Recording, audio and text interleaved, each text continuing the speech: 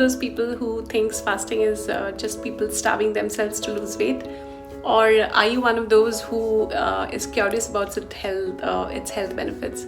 Either ways, if you want to know whether you should fast at all, this video is for you.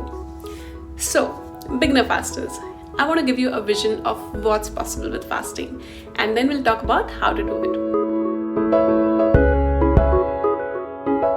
First thing to know is that when you go without food, your body's healing mechanism, it kicks in. Not many people realize this, but our bodies come pre-designed to deal with feast-famine cycles. The body has a whole system that'll kick in when we are not eating. The system is incredibly healing. It helps everything from the immune system to joints to the brains, helps with burning fat and weight loss and so on and so forth. Every hour that you go without food, you turn on or switch on a different healing mechanism in your body. If you want to know what happens at every hour, go ahead and watch my video on benefits of fasting.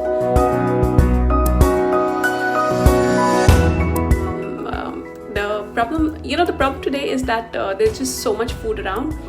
We are constantly eating and not letting the body stop its digestive processes.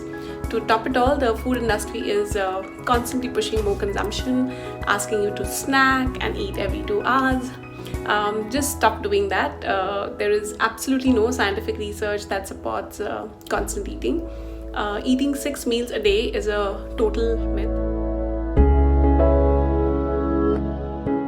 If you are new to fasting, you need to know that you were not supposed to eat all day.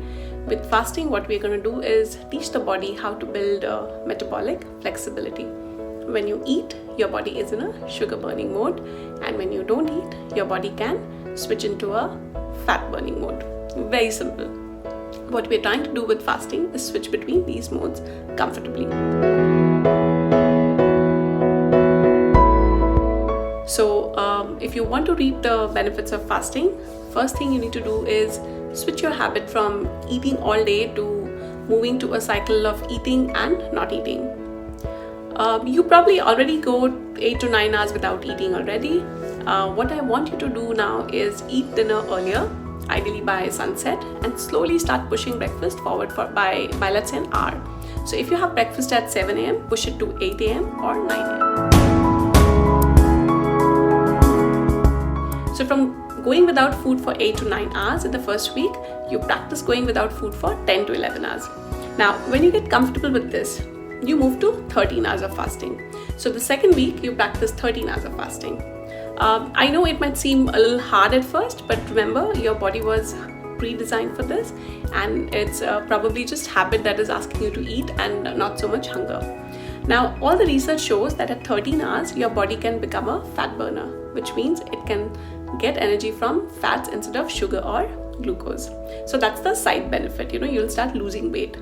Now, when you come to that state, what happens is that you are making ketones, your inflammation comes down, and your hunger actually goes away.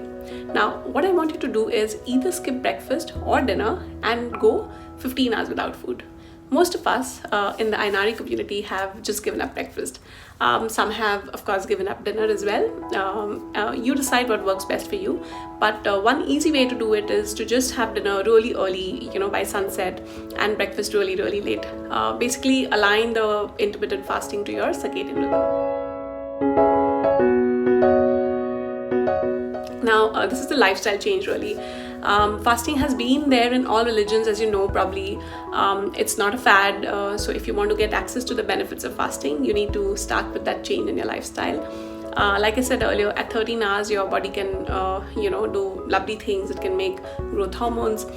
Research actually shows that your body can make 1300% more growth hormones on a regular basis if you are intermittent fasting. Growth hormones stop after 30, and you need growth hormones to slow the aging process down. At 15 hours, your body secretes ketones. When this happens, you are essentially burning fat for fuel. I would really highly recommend that you invest in a blood sugar and ketones monitor to know what's happening inside your body when you're monitoring ketones. It can be a lot of fun, and it'll give you a deeper understanding of what's going on inside your body. Best time to measure is just before you have your first meal after fasting. Your blood sugar level should ideally be between 70 and 90, and if you're measuring ketones, they should be above 0.5. These two measurements are good enough if you're a beginner faster. While it may seem exciting to move to the next level of fasting and jump straight into a longer fast, I would really advise you to take it one step at a time and make it a lifestyle, and slowly make progress in your fasting journey. Don't jump straight into it. So here's to intermittent fasting. I really want all women and men to start fasting. It is extremely healing, and trust me, this one will change your health and how you feel about yourself. The discipline, you'll just love it. You've been designed perfectly. Don't give up on yourself. Just start with IF, and post your questions in case you have any in the comment section, and we'll respond to them as soon as possible. Stay happy, stay healthy.